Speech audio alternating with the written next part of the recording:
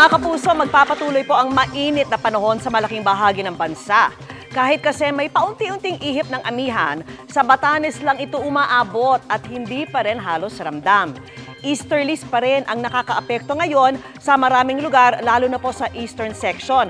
Pero mga kapuso, ang init at alinsangan ay maaari ring maging dahilan ng pagkakabuo ng makakapal na ulap na posible namang magdala ng pag-ulan. Base po sa datos ng Metro Weather, posible pa ring ulanin ang Mindanao, lalo na po sa hapon. Kasama sa mga makakaranas niyan ang Caraga, Davao Region, Northern Mindanao, Soc-Sargen at Zamboanga Peninsula.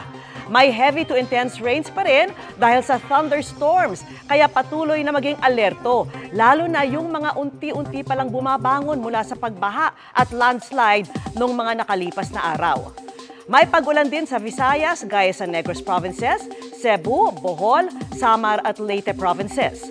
Sa Luzon, mananatiling maaliwalas bukas, maliban lang sa kalat-kalat na ulan sa Palawan at Mindoro Provinces. Mababa rin po ang tsansa ng ulan sa Metro Manila, pero kahit magpatuloy ang mainit na panahon, mag-monitor pa rin ng mga advisory ng Pag-asa sakaling magka-localized thunderstorm.